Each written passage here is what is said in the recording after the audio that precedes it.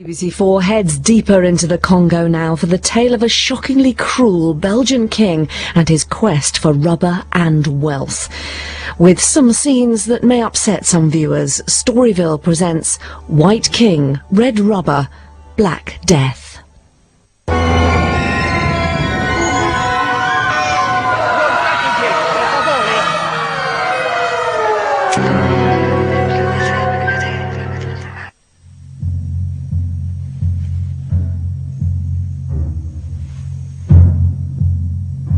When a series of missionary photographs arrived in England in the late 19th century, they caused outrage.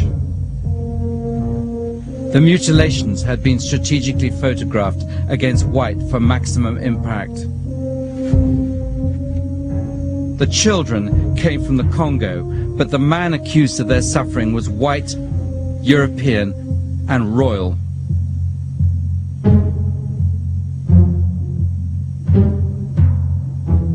For almost 100 years, evidence has lain dormant of one of the greatest mass murders. Millions of Africans died in one man's quest for wealth and glory. Until Adolf Hitler arrived on the scene, the European standard for cruelty was set by a king. Leopold II, King of the Belgians, was the personal owner of 1 million square miles of Central Africa and king sovereign of 20 million Africans.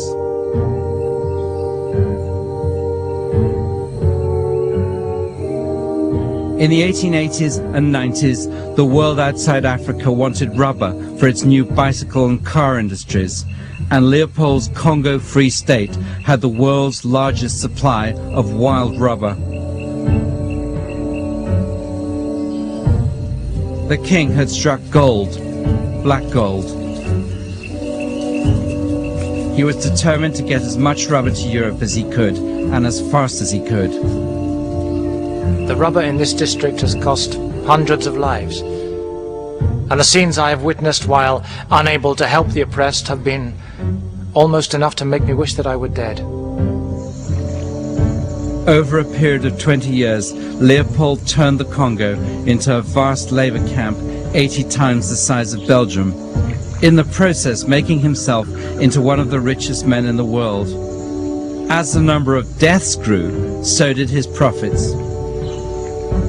This rubber traffic is steeped in blood. And were the natives to rise and sweep every white person on the upper Congo into eternity, there would still be left a fearful balance to their credit.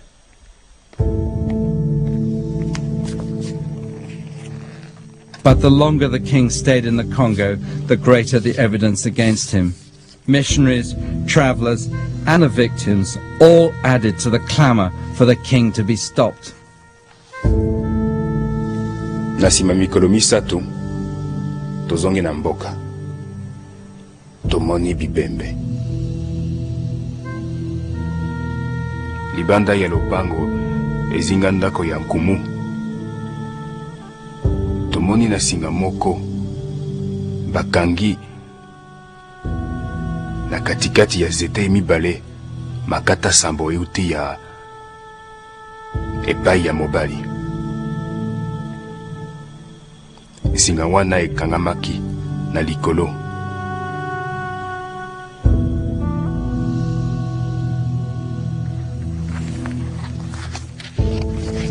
Astonishingly, for the time, there were calls for Leopold to be hanged at the new International Court of Justice in The Hague. If there were such thing as criminal prosecutions in international affairs, then assuredly a true bill would be found against a sovereign who obtained not a paltry sum of money, but a whole empire by false pretenses.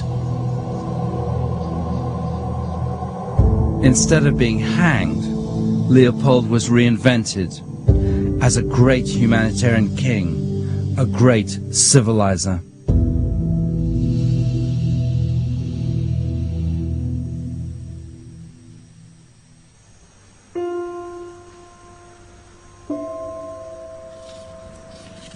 The Congolese historian Elikia Ambokolo believes that the truth about Leopold's crimes was deliberately hidden to protect Belgium and Belgian interests in the Congo. This film details the charges against King Leopold and reveals a cover-up of monumental proportions.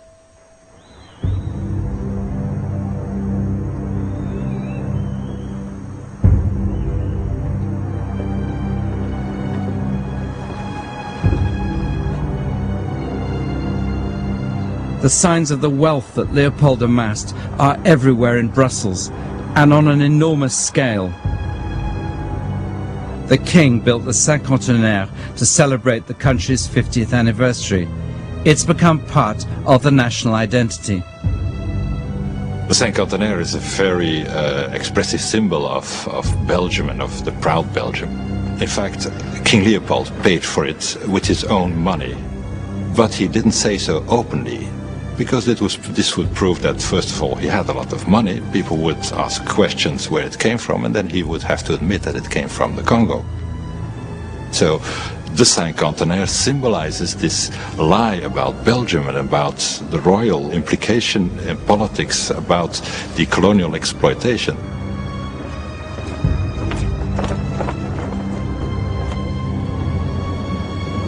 C'est incroyable de voir tous ces embellissements, toutes ces réalisations, toutes ces richesses, sans une seule référence au Congo et aux Congolais. Après tout, si Léopold II a pu entreprendre tout ceci, c'est grâce à la richesse du Congo, au sang des Congolais, aux souffrances des Congolais, à l'exploitation du Congo. C'est incroyable, cette manie d'effacer le Congo.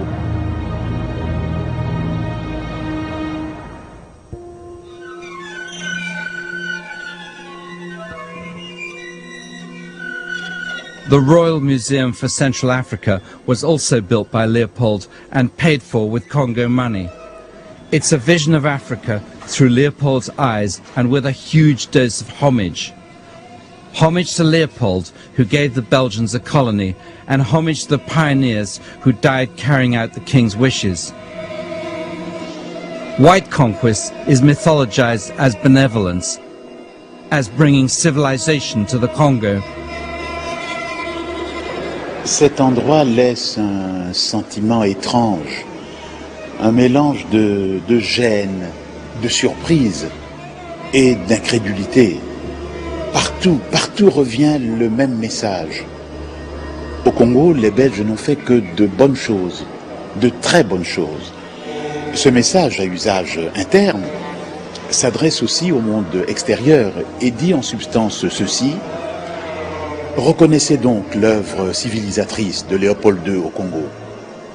Reconnaissez la légitimité de la présence belge au Congo.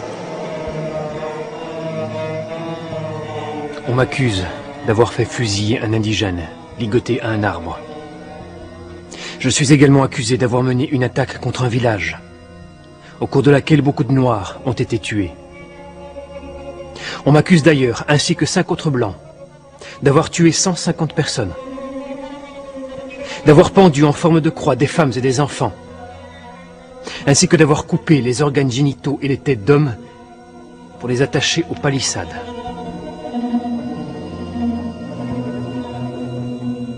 There is no doubt that a lot of things happened in Congo Free State under King Leopold II that are clearly unacceptable, that are even scandalous. But one has to look at the sign of the times, and the sort of none of the colonial powers in those days were really softies and had a fairly human approach. I mean, only look at what the Brits and the French and the Dutch who introduced slave trade, or the Germans were doing.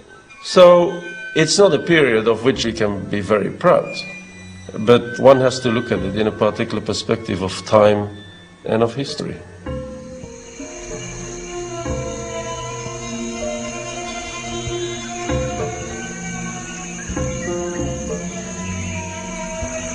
Leopold's Congo was a prison state. Africans had no rights, no justice, and no freedom. They were there to serve a voracious European king. Thousands of miles away, Leopold was content that the end always justified the means, and the end was to make money.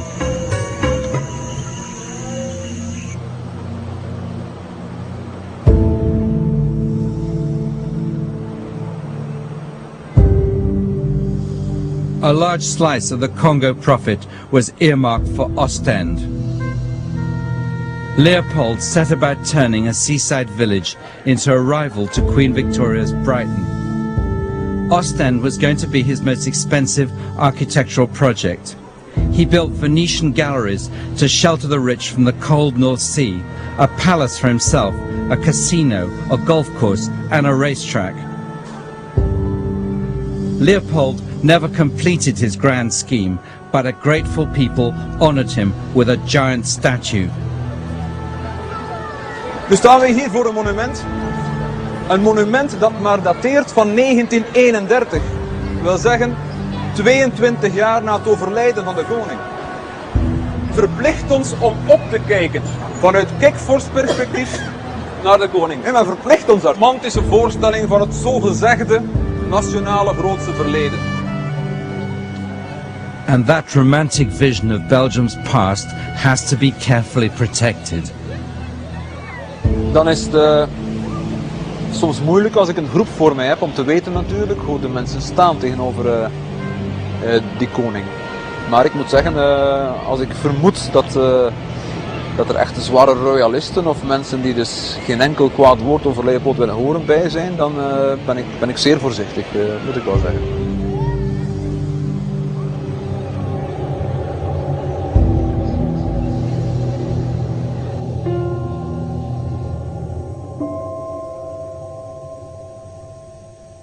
Once Leopold dominated Kinshasa too, but in the last years of his reign the Congo was handed over to the Belgian state, which gratefully held control in his name for half a century. Et c'est ainsi qu'au cœur de l'Afrique noire, la Belgique réalise le rêve d'un grand roi.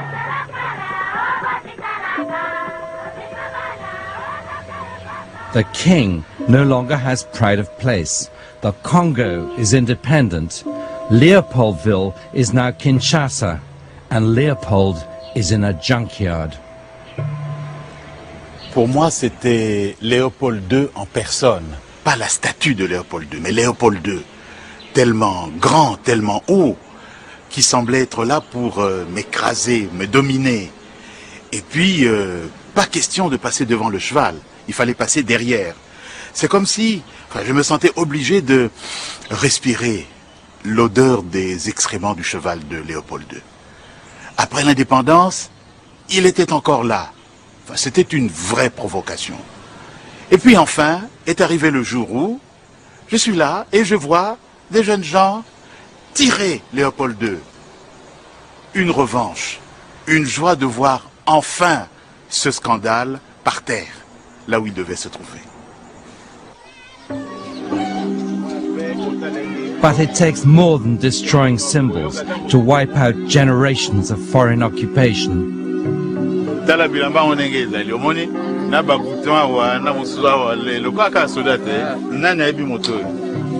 a Leopold, roi Leopold. Ah, oui. Il y a ça la Guinée. Azaraki mokonzi monene, c'était un Belge oyo a colonisé biso aw. Donc biso na ye toza na likambo. Bon, azano kona biso ye nde moto aleki colonisation na biso nde moto aleki biso civilisation ezali ye.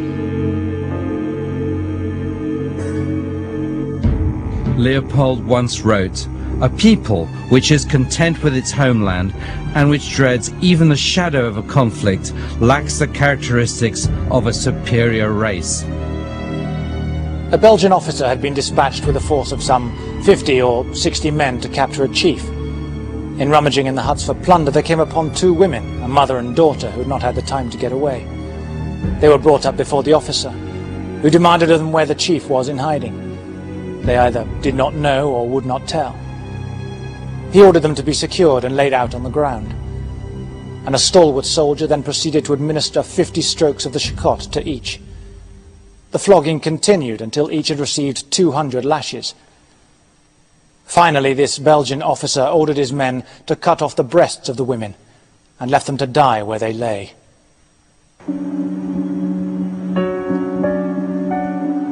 In Brussels, the statues of Leopold have not been pulled down. The old king is still part of a Belgian dynasty. Leopold's Saxe-Coburg pedigree was impeccable. His father, Leopold I, was Queen Victoria's uncle. His mother, Louise Marie d'Orléans, the eldest daughter of the French king. His father hadn't much time for the young prince, describing him as the little tyrant, and his mother remarked unkindly how he was disfigured by his enormous nose, which gives him a bird-like air. I think his mother was rather insignificant there, and maybe also this explains a lot about his character. The lack of love, the lack of affection, which he compensated by saying that affection didn't bother him, or as he told at the end of his life when he was very unpopular, that he was not interested in popularity. Of course, this was a way of saying I'm very sad about the fact that I'm not popular. Leopold's arranged marriage to the 16-year-old Archduchess Maria Theresa was a disaster. A society lady summed up the match as being between a stable boy and a nun. And by nun she meant Leopold. The couple had to get sex advice from Aunt Victoria and Uncle Albert on a visit to London. They did have 3 daughters. Their son died young, so there was no surviving male heir.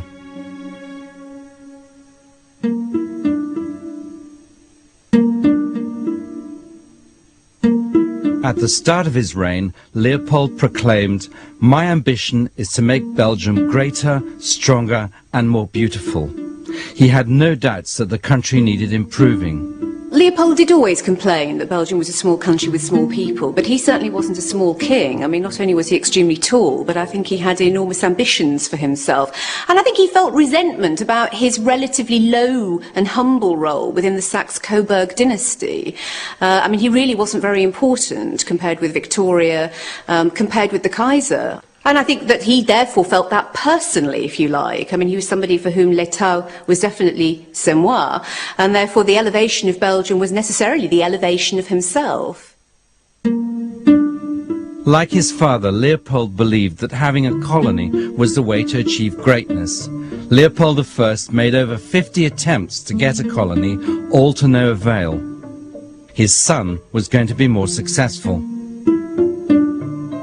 Even before Leopold became king, he had sent the Belgian finance minister a piece of marble from the Acropolis inscribed, "Belgium must have a colony."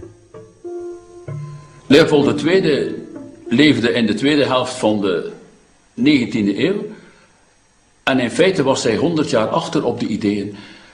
Engeland, of Groot-Brittannië als je wilt, Frankrijk, Nederland, op dat moment in het laatste kwartaal van de 19e eeuw, dachten unaniem dat een kolonie geen geld moest opbrengen op de eerste plaats voor het moederland, maar dat het moederland zelf moest geld investeren en met de winst die daar gemaakt werden ter plaatse moest houden voor de administratie, voor het leger, voor de ordehandhaving en voor de inlandse bevolking.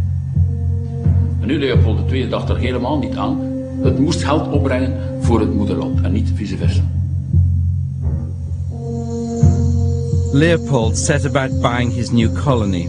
He tried Sarawak, the New Hebrides, the Fiji Islands and the Philippines, until there was practically nowhere else left for him to look, apart from one place. At the start of Leopold's reign, the Congo was unknown territory to Europeans. For Leopold, it represented his last chance. The Congo was to be his new colony, at any cost.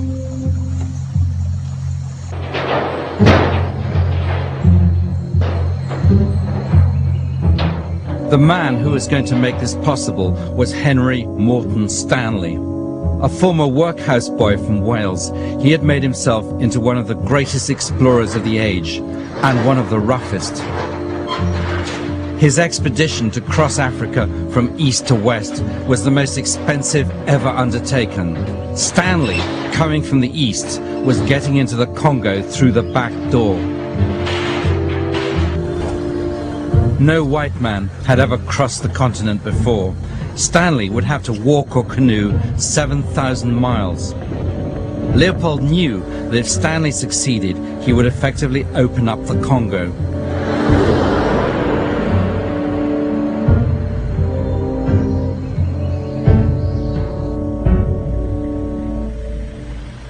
In the 19th century, London was the epicenter of colonization. At Claridge's, Leopold entertained explorers, geographers and generals, all to sell his Congo venture. He went to see his Aunt Victoria and gave the Queen more of the same spin. He told her, "I have sought to meet those most interested in bringing civilization to Africa." Back home, he organized a geographical conference, turning his palace into a luxury hotel for the delegates and supervising every detail.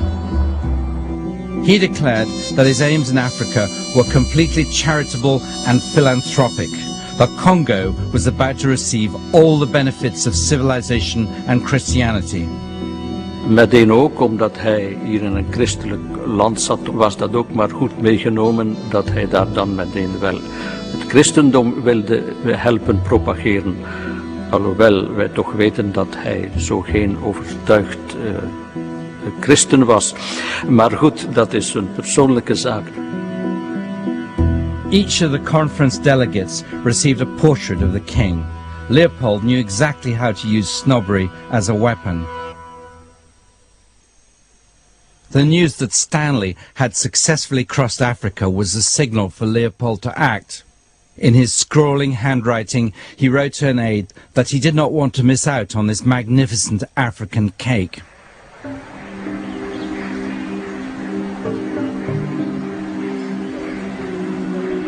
Stanley today, like Leopold, is unwanted in Kinshasa. But in 1887, Stanley was the man that the king needed. Under the guise of a charitable organization, the International Africa Association, Leopold hired Stanley to make the Congo fit for a king.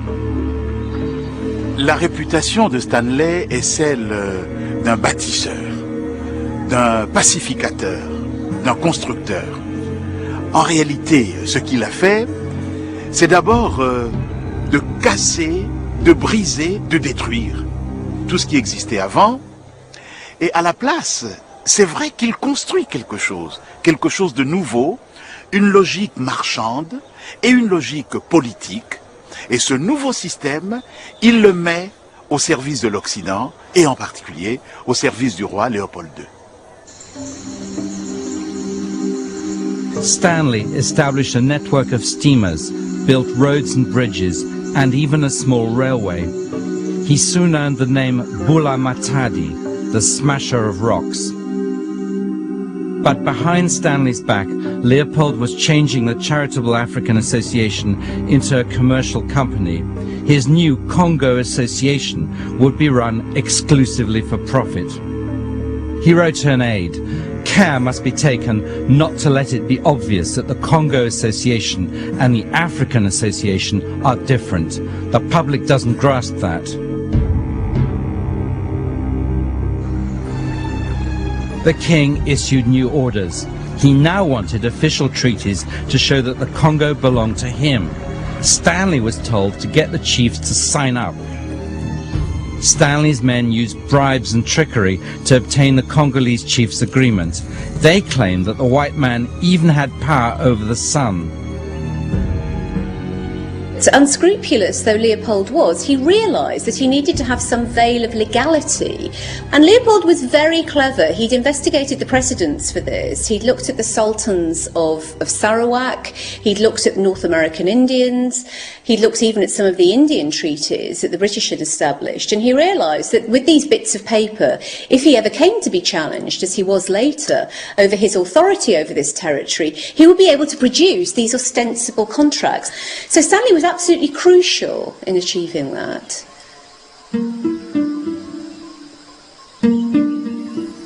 Having tricked the Africans, the king now set about convincing the European powers that he should be allowed to own this vast African colony.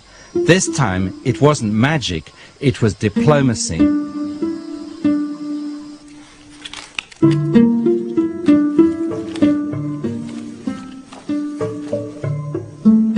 By 1884, the great powers were all lined up in Berlin to hand over the Congo to the king.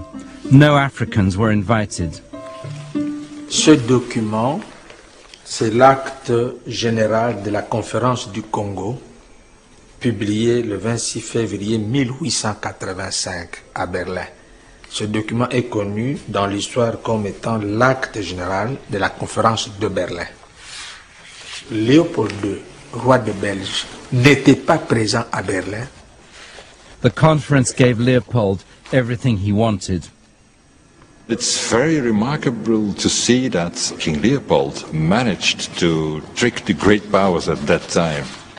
He promised that everybody would have access to that there would be free trade, that if there was anything to be gained, that everybody could participate in the loot. And there was quite some remorse afterwards in other countries that he got away with it. But he did.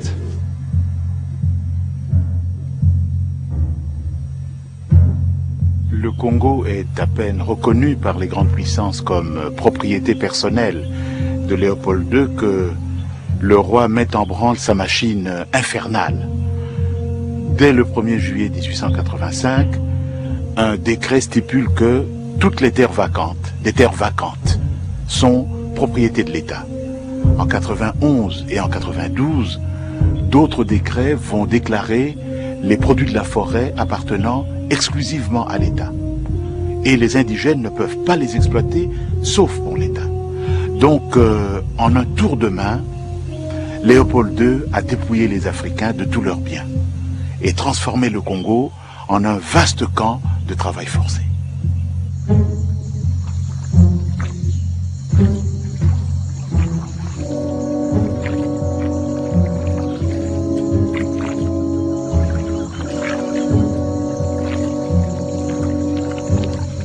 To enforce his rule, the sovereign king had created an army. In time, it would be 16,000 strong, equipped with modern, Belgian-made automatic rifles. The novelist Joseph Conrad was in the Congo Free State from the start. As a result of what he saw there, he wrote Heart of Darkness. They grabbed what they could get for the sake of what was to be got. It was just robbery with violence, aggravated murder on a great scale, as is very proper for those who tackle a darkness.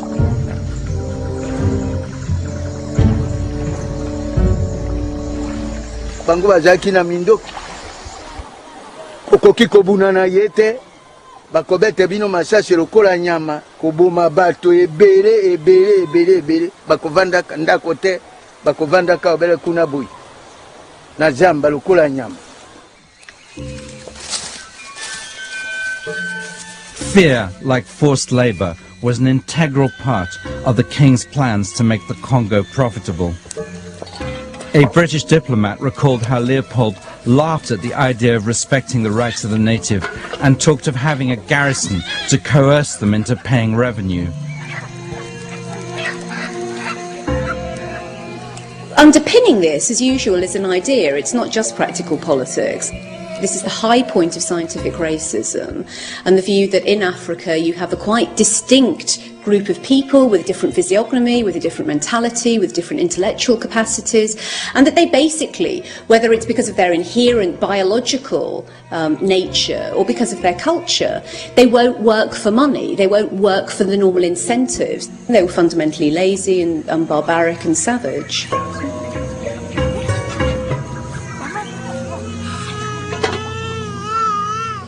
Toute l'entreprise de Léopold II repose sur une profonde contradiction.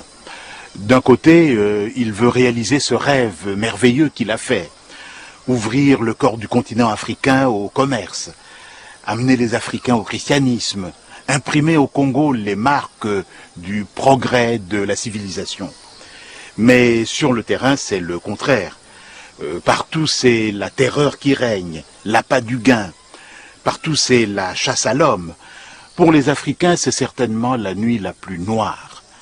Le rêve s'est transformé en cauchemar.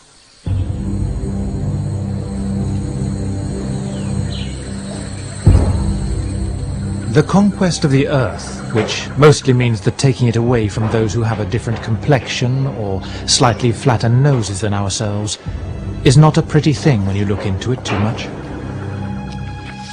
In 1890, on a visit to the Congo, an African-American George Washington Williams, was so appalled at what he witnessed there that he compiled a report and sent it to the American government. 2 Belgian army officers saw from the deck of their steamer a native canoe some distance away. The officers made a wager of £5 that they could hit the native with their rifles. 3 shots were fired.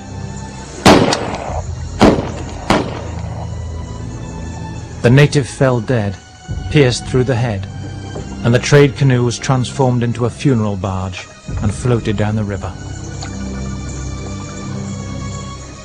Williams died in England on his way back to America, but his report survived. It was the first published criticism of the King's new state. Williams écrit au secrétaire d'État américain et décrit de manière parfaite les conditions de vie des Africains au Congo et utilise l'expression « Léopold II est responsable de beaucoup de crimes contre l'humanité ».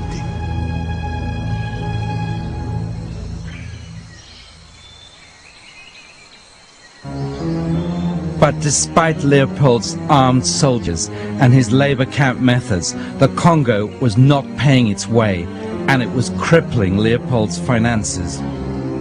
As the months went by, the king was getting increasingly desperate. What saved Leopold was the demand for cars and bicycles. When John Dunlop, an obscure Scottish vet, invented the first pneumatic tire, suddenly there was a huge market for rubber, and the Congo had rubber. Een mirakeloplossing is uit de lucht gevallen als in 1893 men begonnen is met de rubberoogst. Hij kon dat niet voorspellen dat er daar rubber was en in zo grote mate, en dat die rubber ook enorme prijzen ging halen op de wereldmarkt. Dat kon hij niet voorspellen.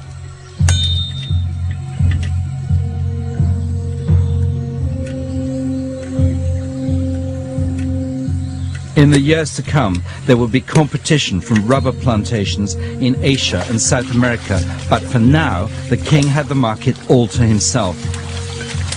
The more rubber he could get to Europe before the new plantations came on stream, the greater the killing. Leopold combined the mind of a businessman and entrepreneur on one side and the mind of a political megalomaniac on the other side, and the two are very much linked together. Certainly, in that time, the second half of the 19th century, there's a clear link between economic power and political power. If you wanted to mean something, you had to have a lot of money, and that's what he intended to do with the Congo. For Leopold, transforming his new assets into cash simply meant ratcheting up the level of force. Villages in the rubber areas were set heavy targets and punished violently for refusal or failure to deliver. The reign of terror had begun.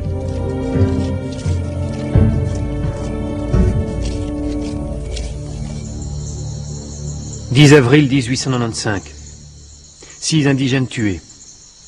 Village livré aux flammes. Déjeuner puis retour. 17 avril 1895. Parti avec 80 hommes pour Baouro. Une quinzaine de personnes tuées. 25 avril. Arrivé à Iteke. Brûler le village ainsi que Yambi. Ilongo. Brûler le village et tuer un indigène. Arrivé à Bakolo à 16h. Brûler. Arrivé à Yabumba à 11h40. Je fais brûler le village.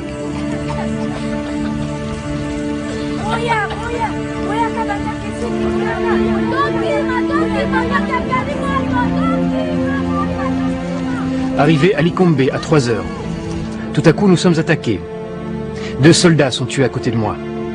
Après quelques instants d'une fusillade bien nourrie, les indigènes prennent la fuite en laissant 13 des leurs sur le terrain. Je fais mettre le feu aux cases. «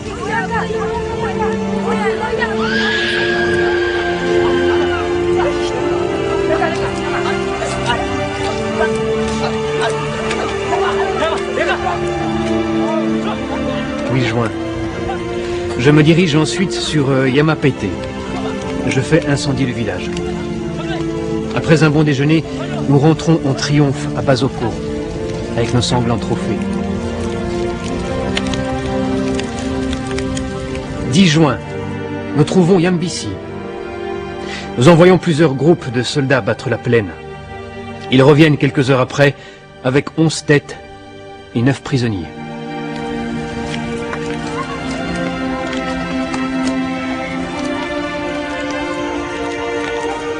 Le 22 juin, on nous amène 3 prisonniers dans la matinée. 3 autres vers le soir et 3 têtes sont apportées. Un homme de Bomané, parcourant la forêt en appelant un grand cri sa femme et son enfant égarés, reçoit une balle d'une de nos sentinelles. On nous apporte sa tête. Jamais j'ai vu une telle expression de désespoir, d'effarement. Nous faisons incendier Yambisi.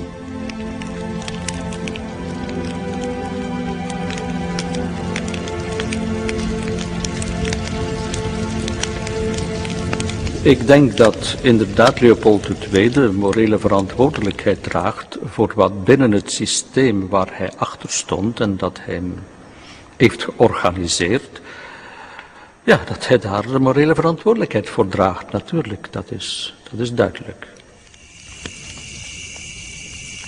As the death toll rose in the Congo, Leopold was busy consolidating his reputation as a philanthropist and humanitarian. The king was facing opposition from what were known at that time as Arab slavers, who still controlled a large part of his Congo. Defeating the Arabs was heralded as freeing the Congo from slavery, but in reality Leopold was getting rid of his competitors. The Royal Army Museum in Brussels represents the Arab campaign as a proud moment in Belgian history. Leopold built this museum too. Leopold also made sure that Belgian deaths in the campaign were not wasted.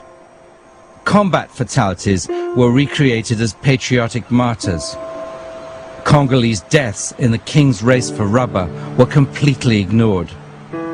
King Leopold certainly did not deliberately go into sort of murder or whatever. King Leopold was part of a regime and part of an economic sort of system that basically considered that part of the work as his private property and that he could rule as he wished. And King Leopold also, he was a man of vision. You can strongly disagree with his vision, but he did have a vision. And Congo, of course, whether you want it or not, but has meant a lot to the Belgian economy. So for Belgium, there has been huge benefits to the involvement in Central Africa.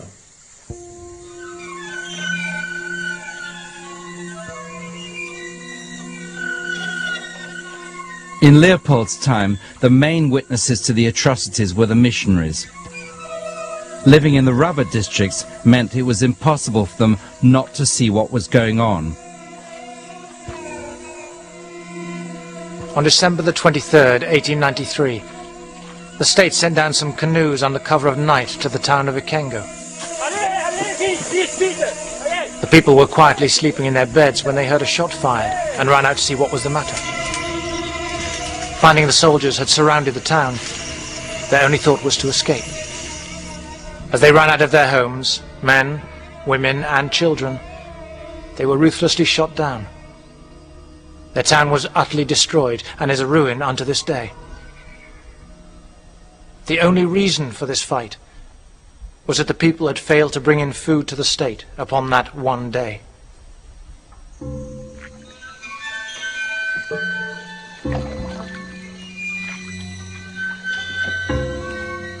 At first, the missionaries wrote privately to each other about the cruelties they had seen traveling around their areas. But after a while, they started writing to their home missions. The poor people are crying out against the cruel oppression of the state, and well they might. I can scarcely keep my tongue silent when I hear of and see such villainy. We are 700 miles from the coast, and the officers act as though they had a free hand and could do as they please. Their conduct is bringing disgrace on the name of civilization. The first mission station in Leopold's Congo was at Bolenghi on the equator, where Stanley had established his first post, and it was not Belgian. British and American Protestant missionaries were making the running in the race for Congolese souls, and they were less likely to keep quiet. In 1895, a missionary on leave in London did go public, but was forced to remain anonymous. He feared for his safety when he went back.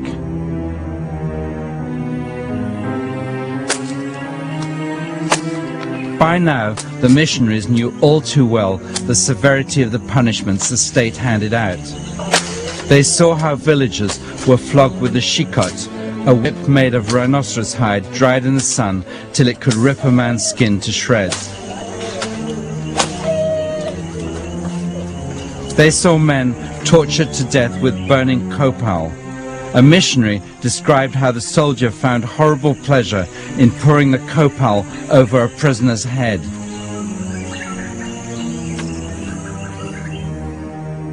La potence est dressée. La corde est attachée trop haut.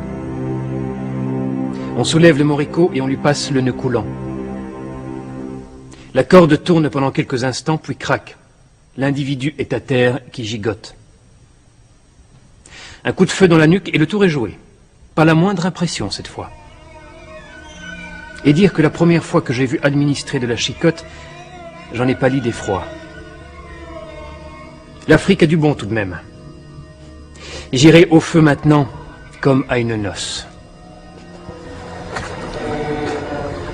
Soon, one of the missionaries at Bolenghi reached the point where he had to go public. What he had come across went beyond anything he had ever imagined.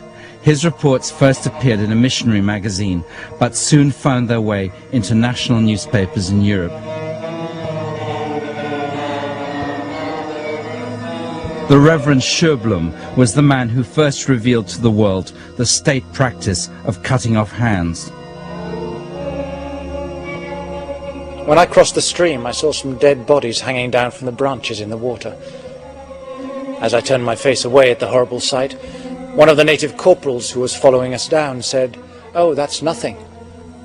A few days ago I returned from a fight and I brought the white man 160 hands, and they were thrown into the river." That was about the time that I saw a native killed with my own eyes. The soldier said, "Don't take it to heart so much. They'd kill us if we don't bring the rubber." The Commissioner has promised us that if we have plenty of hands, he will shorten our service. I have brought in plenty of hands already, and I expect my service will soon be finished. Leopold's soldiers were being ordered to cut off the right hands of dead bodies. Each soldier was issued a fixed number of cartridges before a raid, and to prove to the white officers that he hadn't wasted any, the soldier had to bring back a cut hand for each cartridge that he'd fired.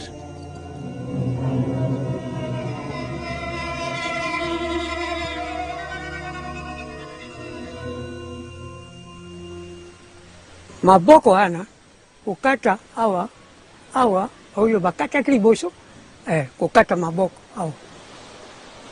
Bongo bitumba oyo ba mindele ba memaki na bino bobundaki na bango to obuna mindele zo makasi wapi makasi uche pale.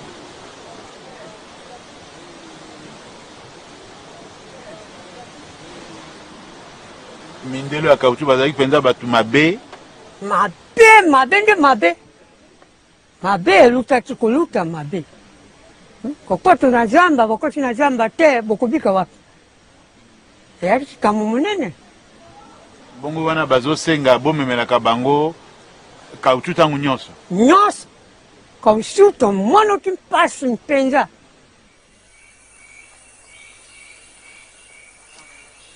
In each army unit, soldiers were designated to smoke the cut hands to preserve them. The hands were then taken to the officers to show that all the ammunition had been well used. Basoda bamemingai na bakangami misusu na bikoro. Bamemingai na bwato. Na bwato wana namoni ekolo moko.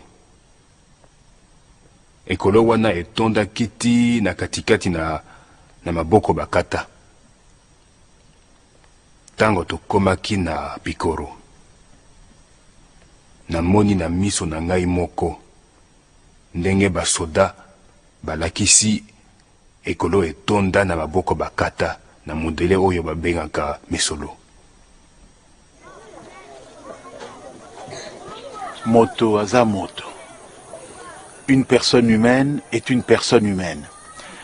Ce dicton du Haut-Congo veut dire que nul n'a le droit d'attenter à l'intégrité physique ou morale d'une personne. Donc, couper les mains n'a jamais été une de ces soi-disant coutumes étranges des Africains. Couper les mains, c'est une innovation créée et introduite au Congo par les agents de Léopold II. On the 14th of December 1895, Mr. Sherblum, Mrs. Banks and myself saw one of these sentries with a basket full of smoked hands. We got the sentry to stop and show us how many he had. He took them out of the basket and laid them in a row before us. 18 right hands of men, women and children. The sentry wanted to beat the woman who was carrying them for him, as he said there ought to be 19 and she had lost one.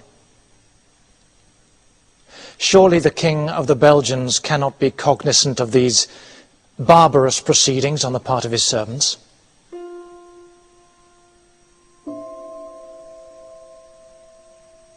A confidential letter sent by a courtier to the chief executive of the Congo Free State revealed that Leopold was angry about being criticized for the cruelties in the Congo. But the letter also quotes the king as saying, "I know that atrocities are being committed in the Congo. It is useless to try to deny it." I think one can assume that he knew, maybe not all the details, but that he knew that the system of exploitation of the rubber in the Congo had gruesome effects. The point is, did he consider it gruesome? Probably not. He thought this was the price that has to be paid for economic development or whatever. He didn't care very much. He thought that the profits were more important.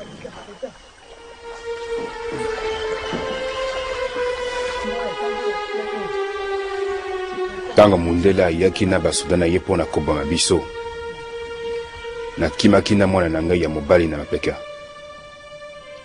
Lisasi moko elelelaki ngai na litoi, ezwaki ngai te kasi nakwei na mabele. Tango natelemi, nasundoli mwana na ngai mpona koka kokima mbangu.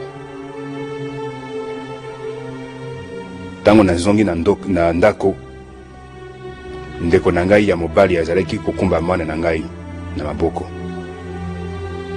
Basi kokata ye loboko moko na likolo. Natikali kosalisa ye.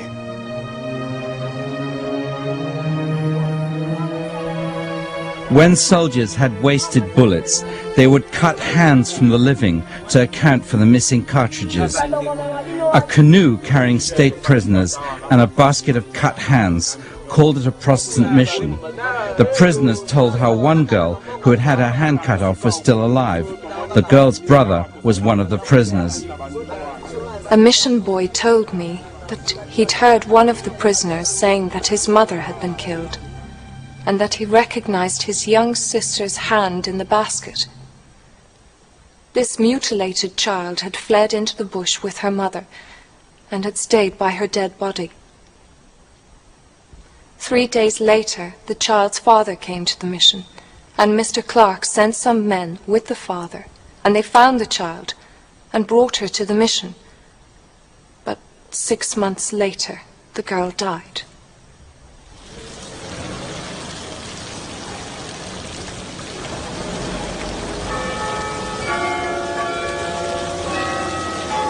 Antwerp was where the Congo rubber arrived. According to legend, the city's name comes from a confrontation between a Roman soldier and a giant who also cut off hands.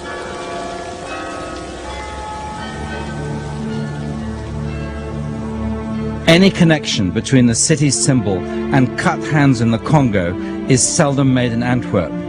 It's as though the crimes of the Congo are totally forgotten, or worse, never happened.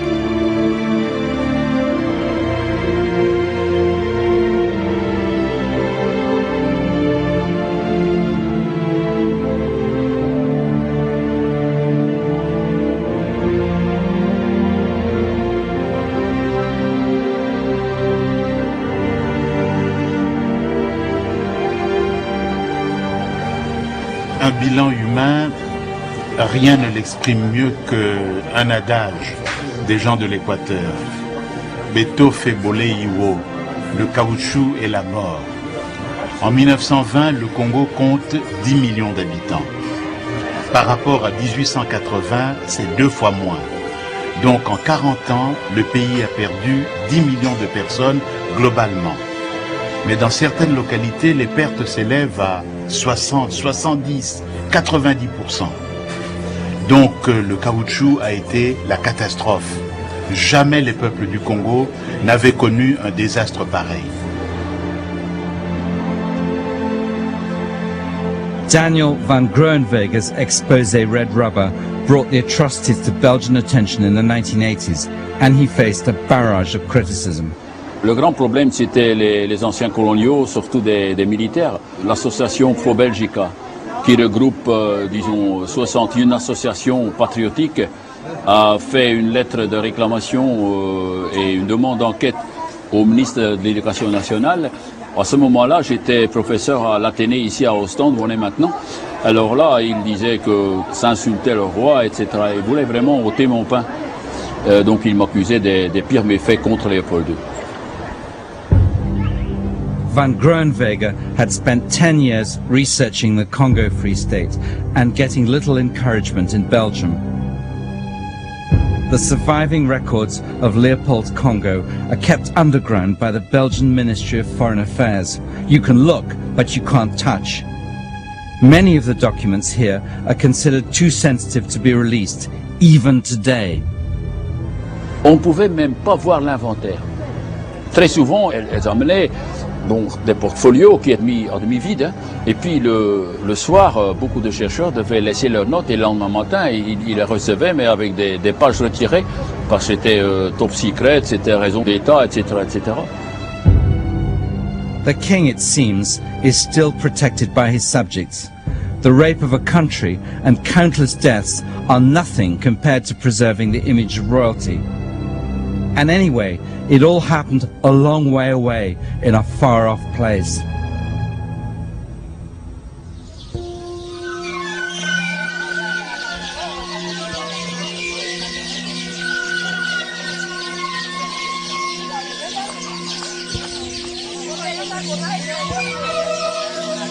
It was in the Equator province where many of the worst abuses occurred. Leopold had divided the Congo into separate districts, each under the control of a commissioner, most often recruited from and paid by the Belgian army. The Equator was run by an official who stands out as one of the great villains of the Congo Free State. Leopold was a master in the use of violence to increase the rubber exports. He collected rubber in enormous quantities, at a rate of 1 ton a day, it said. Common report on the Congo states that he caused more than 1,000 persons to be mutilated. It's also reported that he boasted of the cruelties, and certainly the result of them is evident to this day, for the people fled from the district in their thousands and have never returned.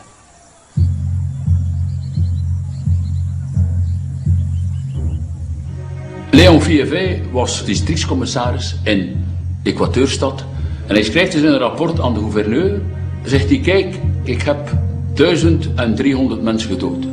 We hebben 162 dorpen volledig verwoest Er zijn brand gestoken, de plantaties van de mensen, de moestuintjes allemaal afgehakt, zodanig dat ze in feite gaan uithongeren. En zegt hij, de chefs hebben allemaal beloofd van rubber te leveren. We hebben hen gezegd dat ze dus een 1500 mandjes moesten brengen van ongeveer 15 kilo. Dus laten we zeggen een kleine 25.000 kilo per maand. En hij antwoordde dat. Hij zei, ik heb maar 3000 en zoveel cartouches verschoten. When General Wahis, Governor-General of the Congo, made an official visit to the Equator region in 1896, even he called it the land of horrors. Thiévé had no qualms about the level of brutality. He perfectly understood that the state existed only to make money and that rubber was the key. For Leopold, Thiévé was the perfect employee, loyal, efficient and resourceful. Je réunis les chefs des villages voisins et leur ordonne de me rapporter un certain nombre de chikwang, du poisson, etc. Au jour convenu, pas de chikwang. Devant cette mauvaise volonté manifeste, je leur fais la guerre. Un exemple suffit, sans tête tranchée, et depuis lors les vivres abondent dans la station. Mon but est en somme humanitaire. Je supprime 100 existences, mais cela permet à 500 autres de vivre. Baso basengeli kuyeba fieve lokola satana yikwatel namonaki nazalaki elenge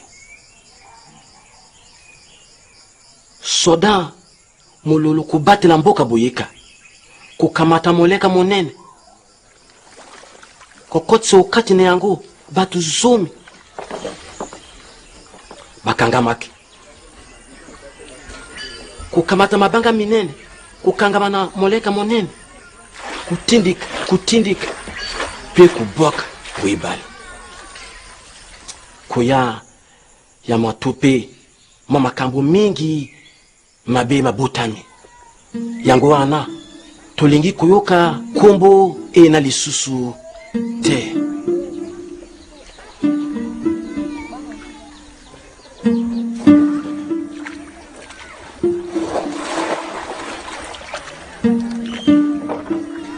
Boyeka, where Thiévé's men drowned the villagers, is still there today. The people still make their living by fishing, still suffer from exploitation, war and poverty. In many ways, very little has changed since Leopold's time.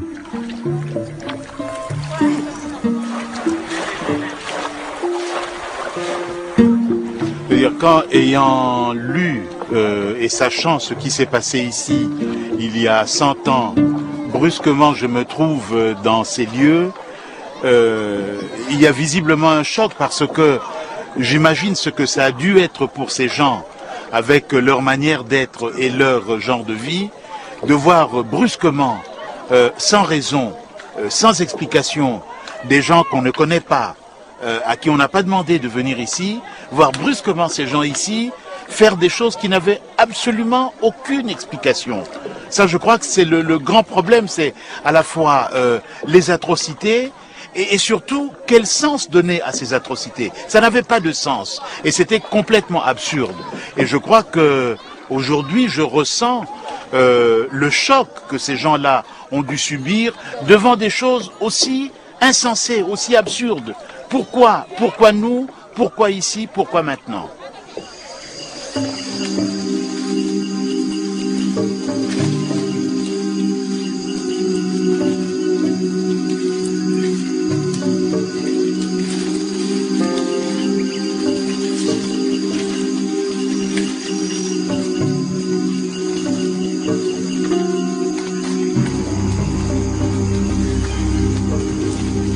All that mattered to Leopold was to keep up the supply of rubber. But to get the Congolese to work hard, he had to find a way to make his agents work hard as well. A confidential message went to the Governor-General. Leopold was transmitting his greed to the agents. The state was going to pay commission to stimulate zeal. Le commandant Meus a passé l'inspection de mon poste. À son départ, il m'avait bien recommandé de m'occuper activement de la récolte du caoutchouc. Et de 360 kg en septembre, j'ai monté en octobre à 1500. J'arriverai au 1er janvier à 4000 kg par mois, soit 500 francs de bénéfices en sus de mes appointements. J'ai réellement une chance de pendu. Et admettons que je joue caoutchouc pendant 2 ans, cela fera la somme de 12 000 à 15 000 balles belges. Leopold carefully controlled the commission system. He decided the exact percentage rate that the agents would be paid as a bonus. Al de agenten, zowel de districtscommissaris tot de laatste agent, die kregen dus premies. Dus hoe meer rubber, hoe meer premies. Dus die mensen, omdat zij zagen dat men kon moorden en branden en plunderen en sadistisch doen, zonder dat er enig gevolg aangegeven werd van hogerhand, zonder dat er enig onderzoek volgde of zonder resultaten, dan dacht men dat het allemaal toegelaten was. En het systeem was werkelijk de wortel van alle kwaad. Daar ben ik volledig van overtuigd.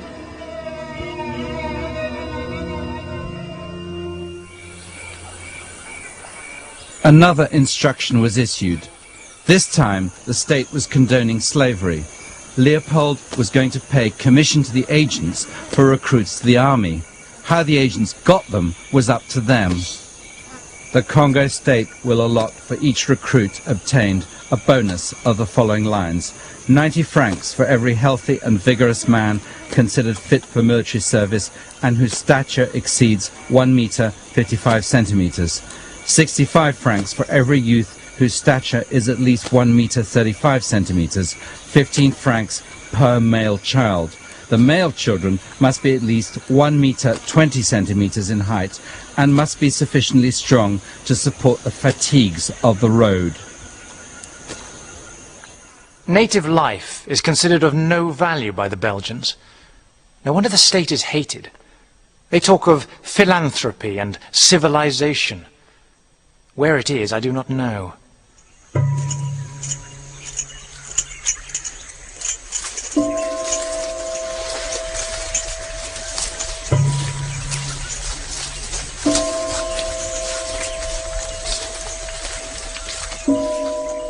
The state has not suppressed slavery, but established a monopoly by driving out the Arab competitors. This is no reasonable way of settling the land, it is merely persecution. If the Arabs had been the masters, it would be styled iniquitous trafficking in human flesh and blood. But being under the administration of the Congo Free State, it is merely a part of liberating the natives.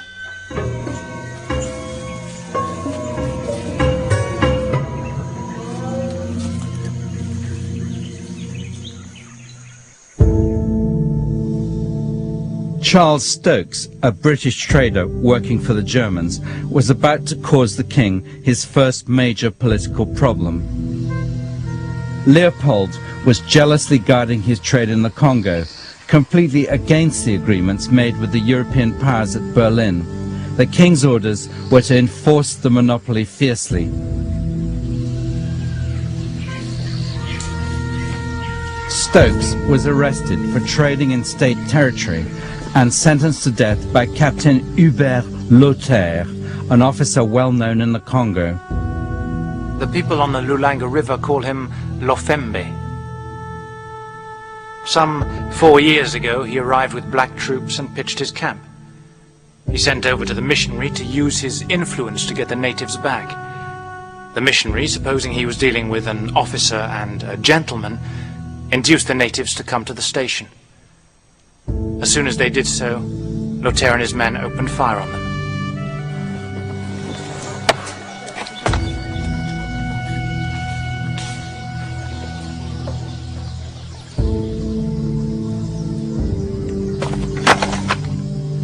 The hanging was a major political mistake. Up till then, the victims of the Congo Free State had been African. There was outrage in Britain and Germany. In the end, the king had to pay compensation to both countries, and from now on, the European powers were increasingly wary of Leopold.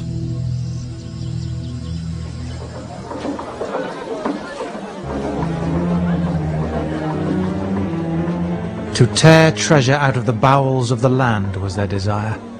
with no more moral purpose at the back of it than there is in burglars breaking into a safe.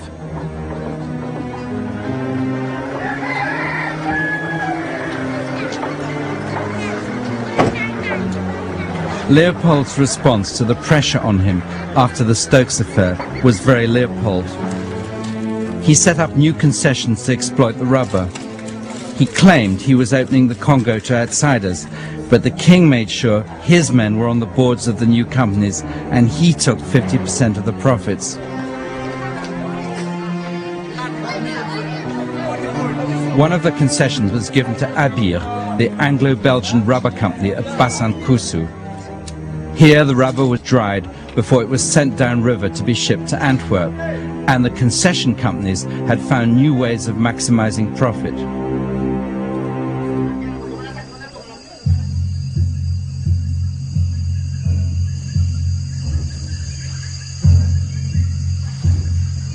Leopold's new companies were taking the wives of the rubber collectors hostage. The women were only released when sufficient rubber had been collected. The hostage system was organized by the concession companies with the full knowledge of the state and of the king himself.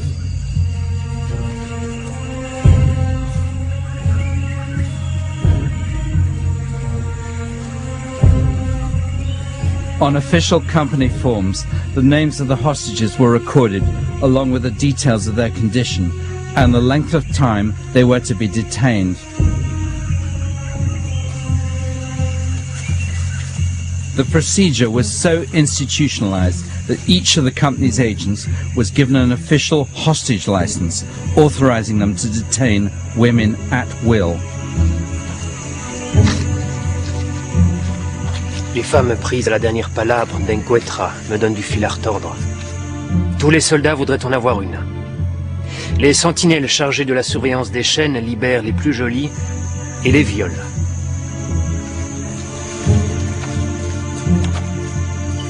When a missionary asked a chief how many women had been taken hostage, the chief replied, "Count the grains of sand, white man."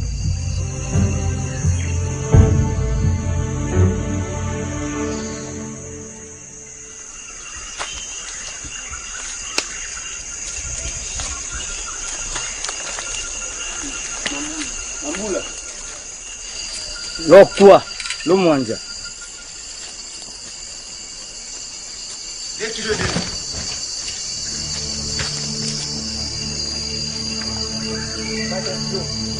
The moment of truth in Leopold's Congo Free State came once every 15 days when the rubber was handed in.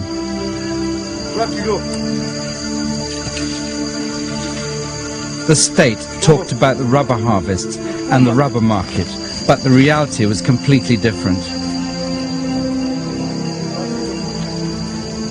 For the collectors, this was when they would either get their wives back or face more punishment, even death, if they had not met their targets.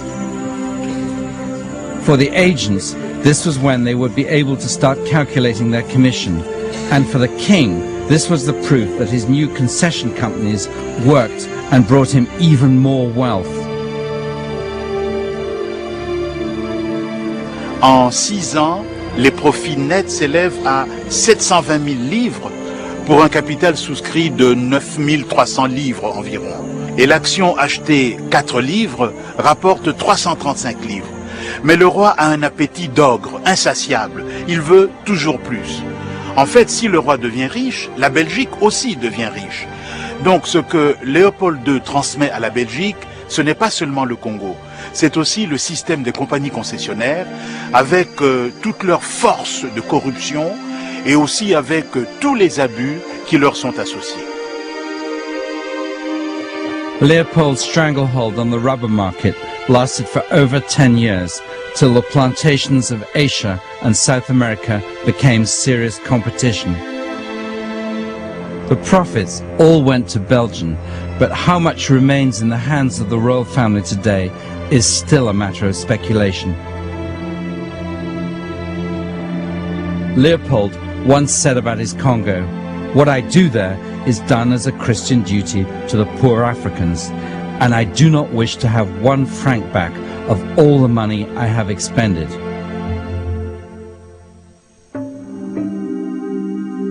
As the 20th century began, King Leopold found himself facing the first major challenge to his rule in Africa, and it came from London. En 1900, paraît dans The Speaker une série d'articles qui constituent un événement. L'auteur, visiblement très bien informé, avance des faits, des certitudes, pas des insinuations. Le coup est très bien joué parce que les articles sont anonymes, ce qui suscite une curiosité générale. Qui est l'auteur? Que veut-il? L'auteur de ces articles, c'est Edmund Dean Morel.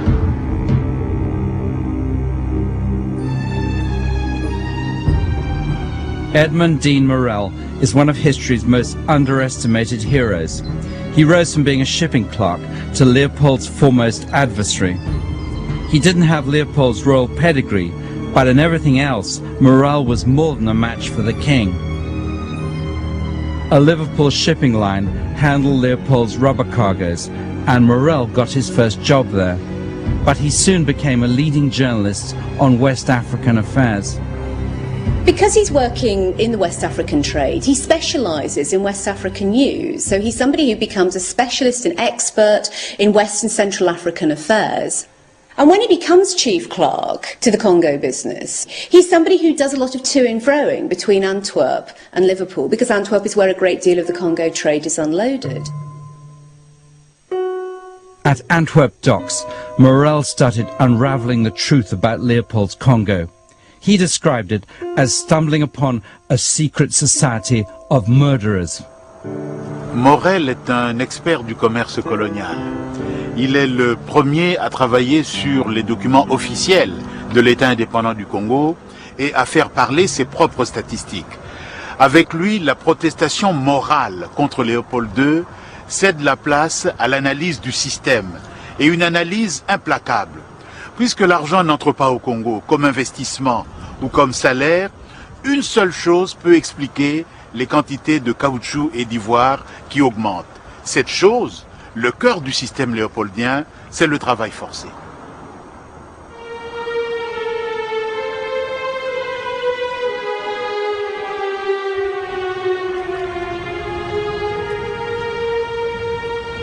Morel had produced the first incontrovertible evidence of Leopold's crimes.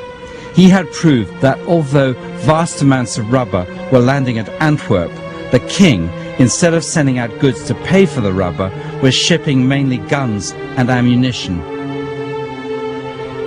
I have stood on that quay at Antwerp and seen the rubber disgorged from the bowels of the incoming steamer.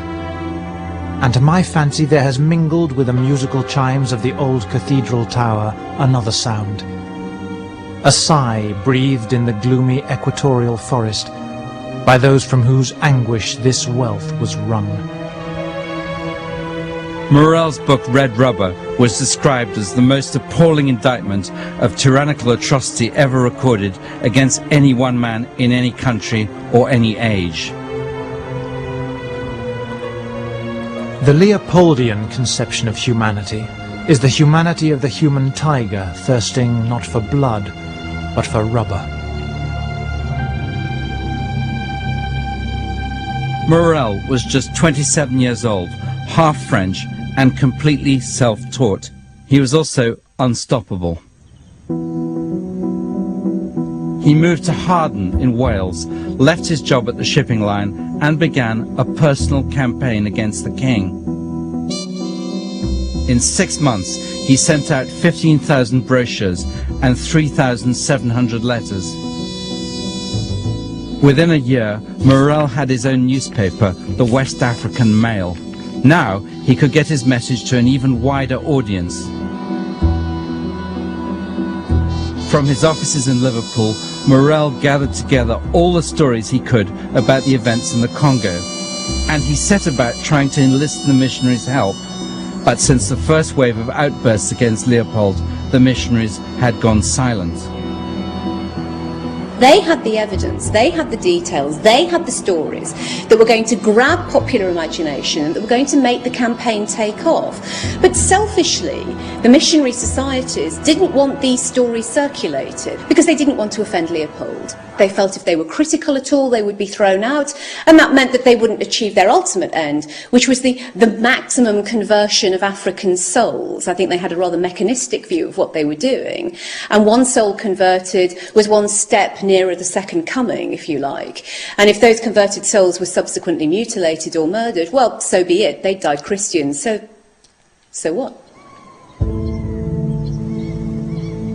Step by step, Morel persuaded the missionaries to come forward with articles for his West African mail. One of the first was Charles Banks, one of the missionaries from Belengi. We heard a report that the state soldiers had attacked the village of Bandakawajiko because the rubber was not of the best quality. In a little shed lay one of my late school children, a promising young lad. I lifted the leaves by which he was covered and saw that his right hand had been cut off. I then went through the village and saw the people burying their dead. I counted over 20 bodies and newly filled graves. All the bodies had the right hand cut off.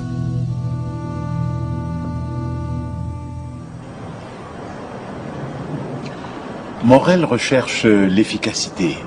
Pour réussir, il a besoin de tout le monde, de toutes les forces morales, spirituelles, matérielles. Alors, peu importe ses propres convictions religieuses, il a besoin des missionnaires, il les gagne à sa cause. Peu importe ses idées sociales, il a besoin des hommes d'affaires, il les rallie à lui. En réunissant tout ce monde autour de lui, il se révèle un très habile tacticien politique.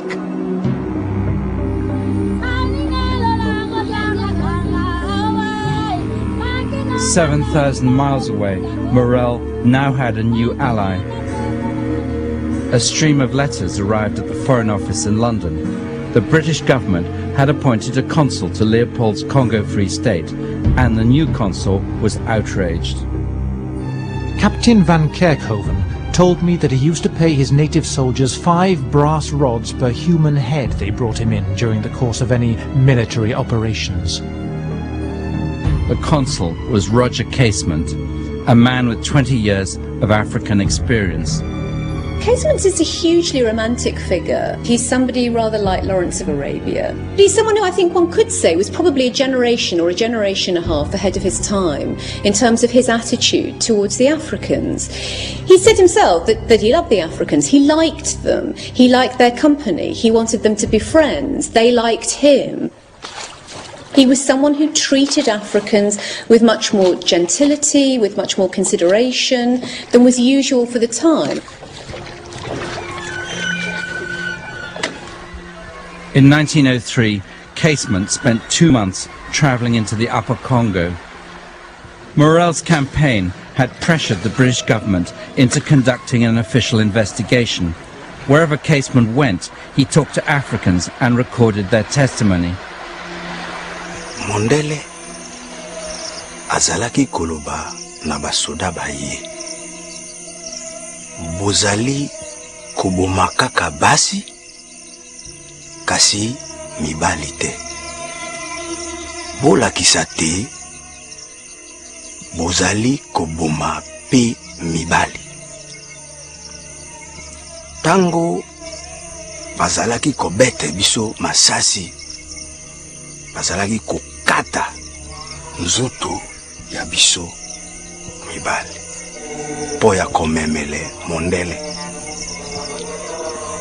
Ongambo ya ye azalaki koloba ya solo bobomi mibali.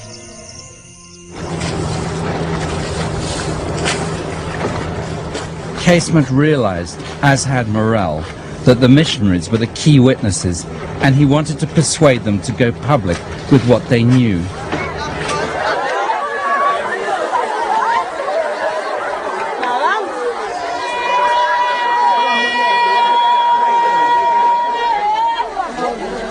he visited the town of Ikoko on Lake Tumba, where the missionary Joseph Clark lived.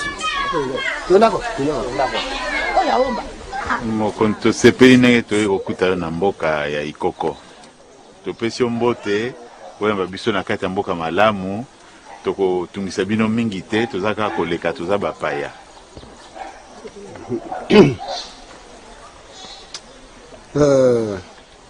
Nasepeli mingi na makambo yo ezali koyebisa ngai. Tokende kaka. Tozolanda yo.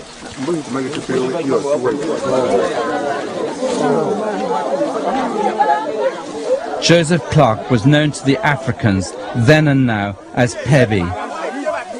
He had been in the Congo for over 20 years. Clark and his wife supplied evidence and witnesses of the state's atrocities. Casement stayed with them for 17 days. Oyo esika ndako yango ezalaki. Oyo ezaki mire ya ebale. Longwa tikuna. Mosusu pe libanga longwa ya kuna.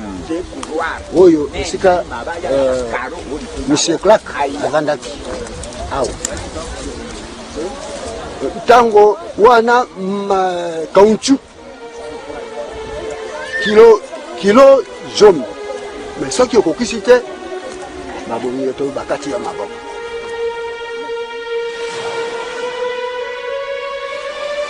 Mokolo mosusu babomaka ndeko na ngai ya mwasi.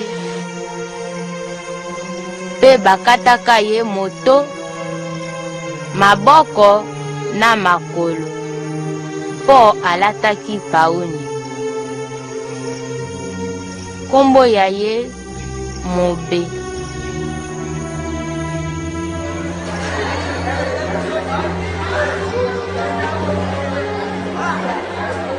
The villagers of Ikoko still have to use the same school and church that Joseph Clark built for them 100 years ago. Koko Clark ayaki olakisa biso makambo ya bien. Oyo mpe ti biso bacivilize.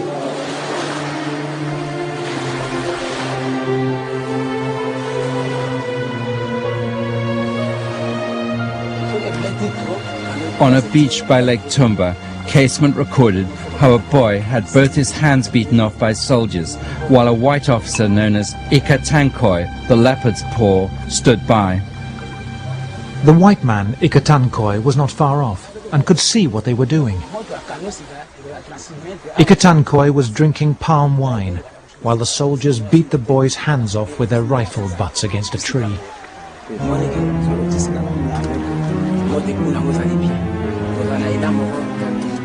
The boy's name was Mola.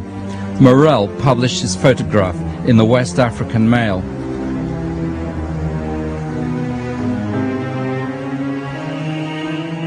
Arrived unannounced at Ifomi.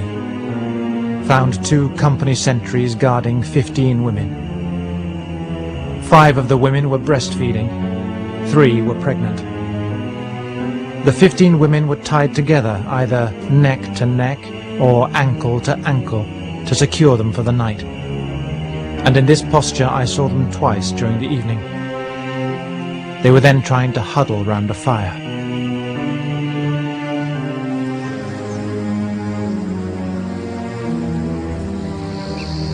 Casement was so horrified by everything that he'd seen that on the day he left for England, he delivered a vitriolic letter to the Governor-General, knowing full well that meant that he would never be allowed to return.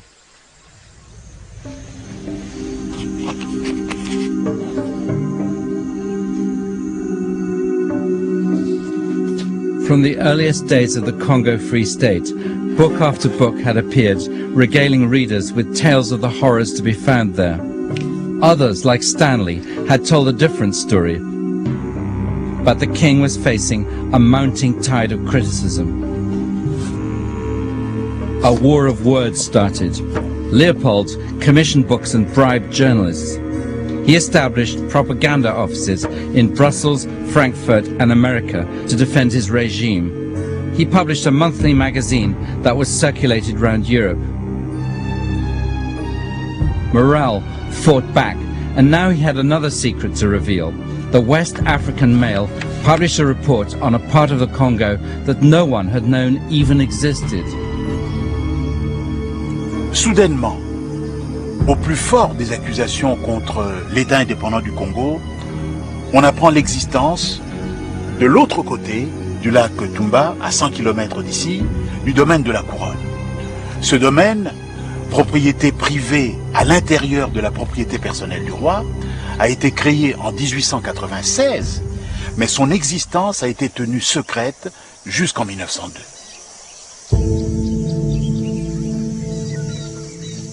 The Crown domain, 10 times the size of Belgium, was completely sealed off.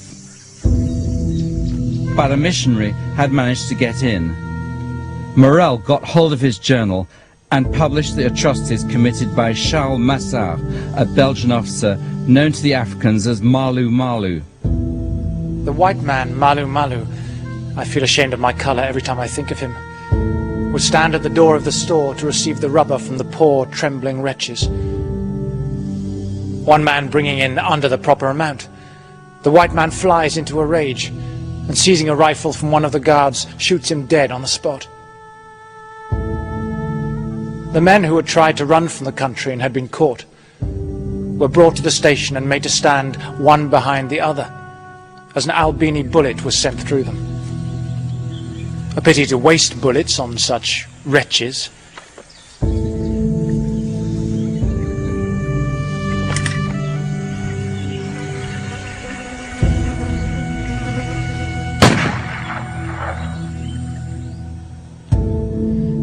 Some of the stories are unprintable, and much that I heard would not pass muster in court. But there were too many witnesses, and the consistencies were too many for it all to be lies. Baron Jules Jacques is a Belgian hero of the First World War. In Leopold's time, he was one of the men that the king trusted to run the Crown domain. His behaviour is well illustrated in a memo that is kept in the African archives in Brussels, but which is officially a secret document to this day. Monsieur le chef de poste, décidément ces gens d'Inongo constituent une bien vilaine engeance. Ils sont venus couper les lianes à caoutchouc à Ibali. Nous devrons taper sur eux jusqu'à soumission absolue ou extinction complète. Prévenez-les que s'ils coupent encore une liane, je les exterminerai tous. Jusqu'au dernier. Leopold's personal profit from his crown domain was 231 million euros.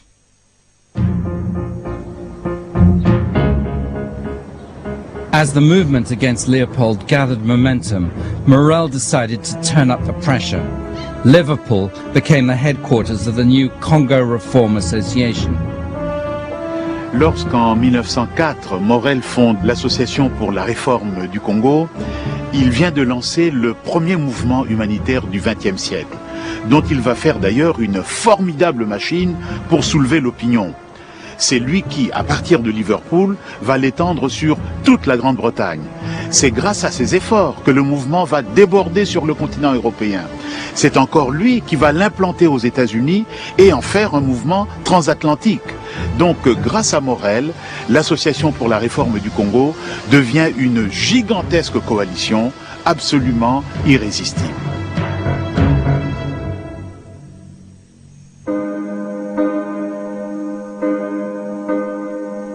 Morel's Congo Reform Association took the cruelty of Leopold's Congo to public meetings across the country.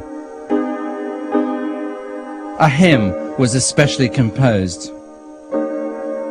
Britons, awake, let righteous ire kindle within your soul a fire.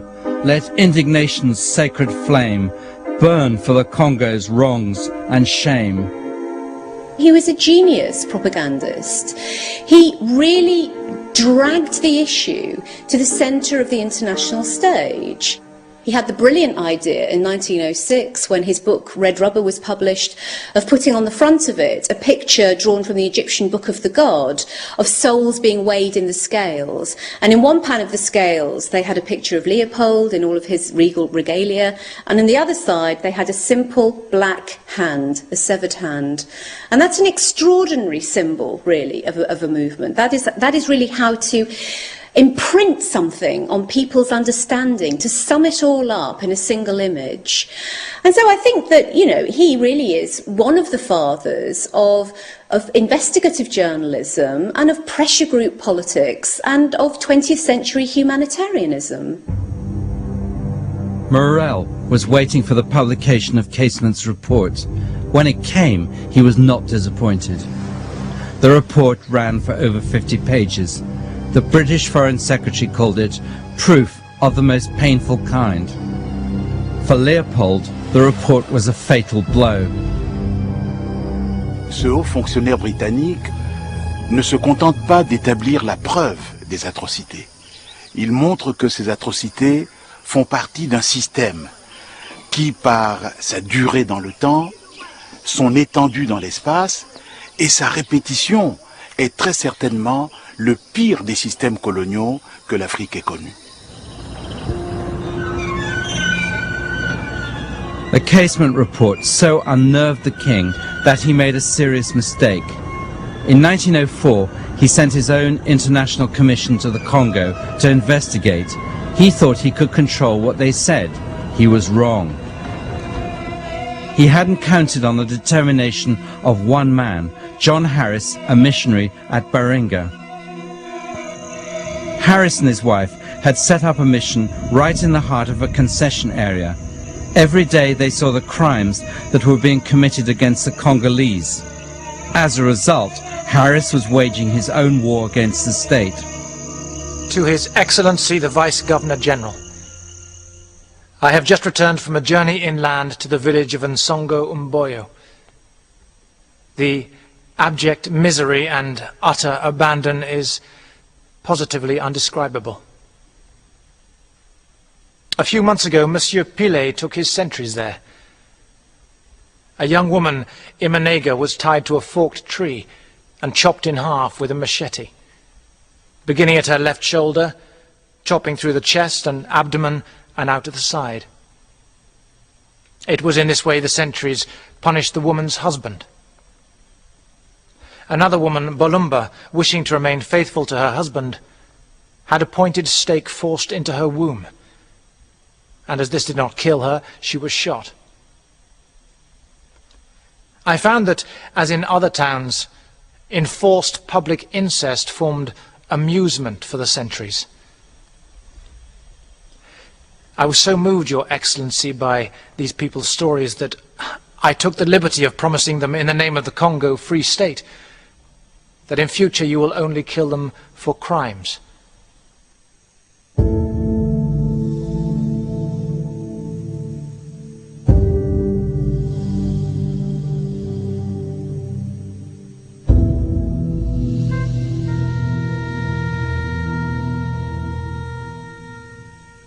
Baringa, then and now, was at the end of the earth. The Harrises set up a hospital that still struggles on. Then, like now, the missionaries dealt with the impact of war, terror, and deprivation.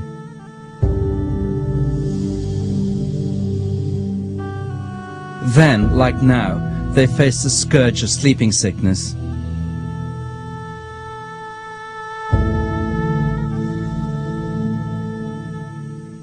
In Harris's day, the Congo was torn apart for its rubber. Now, it's ravaged for diamonds, gold, and other minerals. The result for the Congolese is the same: generations of pain, a whole archaeology of oppression.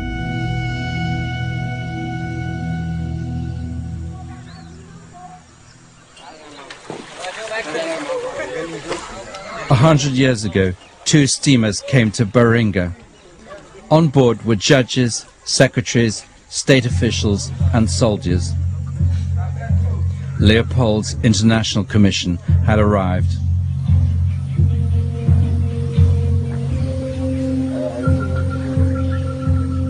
The commission judges had been carefully chosen by the king to ensure that the outcome would be in his favor. But John Harris had gathered a host of Congolese witnesses to testify. As the judges listened to their evidence, Leopold's plans were coming unstuck. The villagers were confirming the truth of Casement and Morel's accusations. And worse still for the king, Harris had made arrangements for the evidence to be published by Morel. Tango tokomaki na mboka Bolima, nkumu ise kifaso. Azalaki na kati ya ndako na ye. Babomaki ye na kapita ise kitoki. Esika moko babomaki pe basi mibale ya ise kifaso, na mwana moko ya muke. Bakataki ye na eteni mibale. Bafungoli pe libumu ya mwasi moko. Totiti mabumu ya mwana oyo tobomaki likolo ya bandako. Totie pe likolo ya banzete ya mike mabumu ya mwana wana. Tango tozongi na baringa, mundele apengoli basinzili nyonso. Atoni bango po anini babomi bato mosusu te, pe po anini bakangi ata moto te.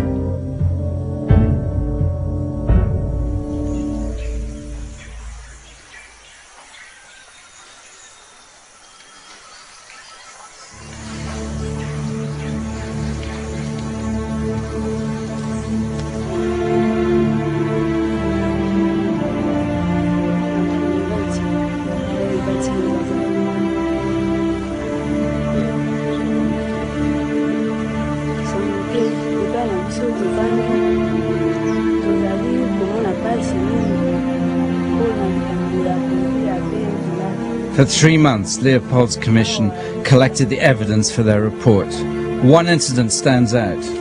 Lontulu, a chief from a village near Baringa, arrived unannounced. He brought with him 110 twigs. Each twig represented one of his villagers killed by the state. As he laid the twigs in front of the judges, he named each twig.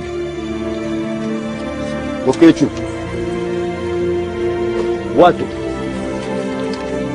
Chef Yembe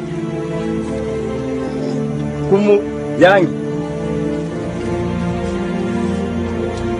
Kumu Mai Kumu Binzo Mwana Kwang. The state never forgave Lontulu, and some weeks later he was tortured to death.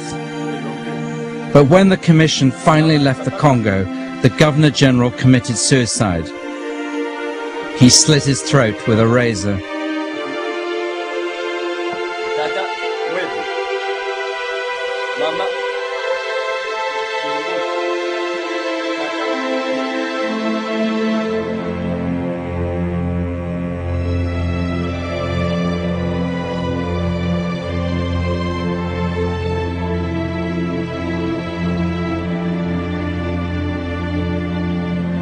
When John Harris came back to England, the journalist W.T. Stead asked him if Leopold should be hanged at the new International Court of Justice at The Hague. Harris replied, I think any international tribunal which had powers of a criminal court would, upon the evidence of the Commission alone, send those responsible to the gallows. Well, the idea of one of the great perpetrators of European colonialism, and one of the perpetrators of European colonialism at its most callous and unpleasant, being brought before an international court is, I have to admit, not an unattractive one. And I suppose what we're seeing at this time, and of course it's part and parcel of this new imperialism, this crude, heavy-handed, aggressive, violent imperialism, is criticism in the West. One is seeing the development of an international radical movement, and people like Stead and people like Morel are the beginnings of a movement which eventually will produce the League of Nations and the UN. And it would be attractive to think that Leopold could have been an early victim, but unthinkable, I think, at the time.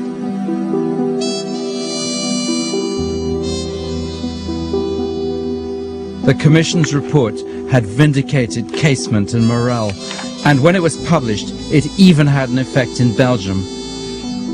Leopold had tried to make it as anodyne as possible, but he had failed. For the first time, Belgian intellectuals and religious leaders came out openly against the king. There was a real chance of annexation, that Belgium would take over control of the Congo. Morel watched eagerly as step by step the king's reign in the Congo was drawing to its end. Red Rubber was published in 1906. Morel knew the king was isolated. Belgian annexation of the Congo was inevitable, but Morel was still pushing. He wanted the change to happen now. We demand that this shall stop. Not 15 years, or 5 years, or 1 year hence, but now. Almost as an admission of guilt, Leopold ordered the burning of all incriminating Congo state records. C'est tout de même bizarre, cet homme qui, dit-il, n'a rien à cacher et qui détruit toutes les traces de son action. Est-ce qu'il n'y avait pas des choses qu'il voulait absolument arracher et à tout jamais à des regards indiscrets? Une chose est sûre, pour les historiens, c'est une catastrophe. Mais pour ses défenseurs, c'est du pain béni que cette destruction volontaire. Ils auront toujours beau jeu, et ils ont beau jeu de répondre aux critiques de Léopold II, apporter les preuves de ce que vous dites. Les preuves que Léopold II a détruites.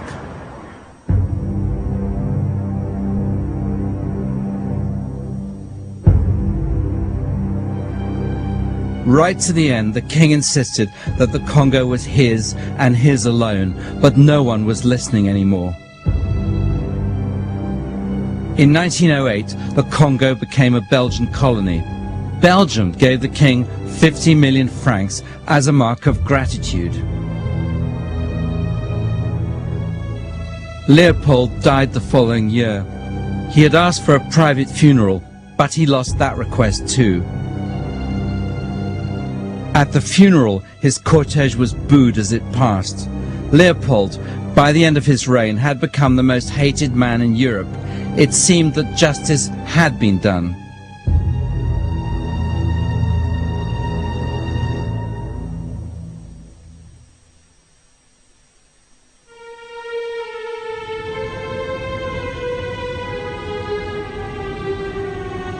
Monarchy in Belgium, like monarchy everywhere, is protected. But in Belgium, it's the royal past that is most hidden from view. Les Belges n'ont jamais vraiment su ni compris ce qui se passait au Congo. Ces réalisations, ces constructions, tout cela créait une sorte d'écran de fumée, de mur, qui empêchait de voir ce qui se passait au Congo. Et puis très peu de Belges ayant vécu au Congo ont vraiment rapporté ce qui se passait là-bas. Et finalement, quand le Congo est devenu sous contrôle belge, il était devenu tellement rentable qu'il valait mieux se voiler la face et ne pas se poser trop de questions. Leopold's statues are in reality monuments to a nation's denial. Despite being put in place after the king had died in disgrace, he is unashamedly represented as the civilizer and benefactor. C'est remarquable qu'après sa mort, une nouvelle image de Léopold II émerge et avec elle, une histoire entièrement remodelée. Dans cette nouvelle histoire, qui est patriotique, se trouvent mélangées trois choses. Le roi Léopold II, devenu l'objet d'un véritable culte national. La Belgique en tant que nation, soudée derrière son roi.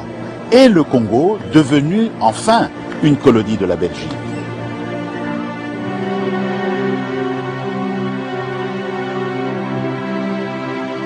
Almost as soon as the Congo became Belgian, the new owners began preaching their colonial gospel. The litany of how Belgium was bringing civilization, turning a wilderness into paradise, was repeated over and over to willing listeners.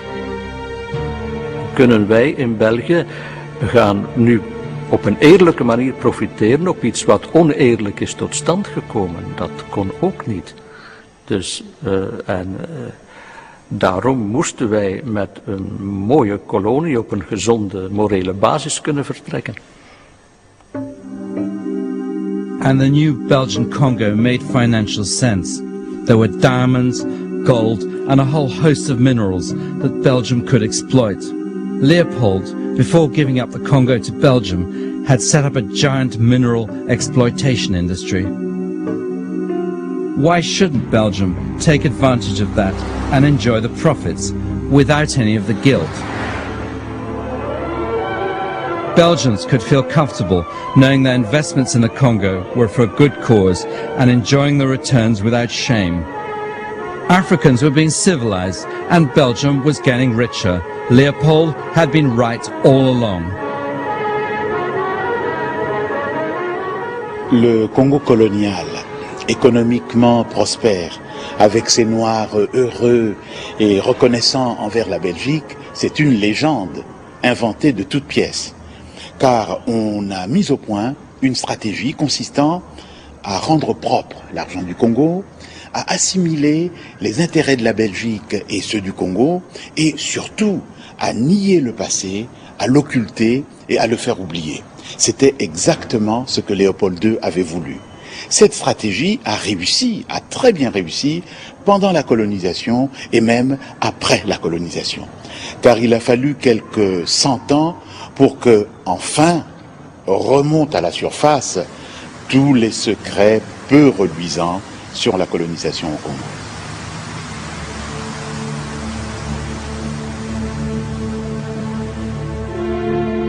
In the years since the Congo Reform Association, Casement and Morel have also sunk into the Congo amnesia. Casement became an Irish nationalist and was executed by the British for plotting with the Germans in the First World War. Morel's pacifist views made him deeply unpopular, and he too was accused of pro-German sympathies. Morel and Casement did both become, in the course of the First World War, associated with Germany. They were seen as tainted figures. And I think that's one reason that actually the quite heroic achievements of the Congo Reform Association have been forgotten. I think the other reason it's been forgotten is that the Congolese themselves have not had the power or the leverage on the international stage in the way that Jews have, in the way that Black Americans have, to push the Congo as one of the world's great holocausts. The bloody history of the Congo has continued. Since 1998, perhaps as many as 4 million people have died there during a civil war. Before that, a cruel dictatorship imposed by the West. Before that, colonization. The UN regularly issues reports on how the country is still being exploited.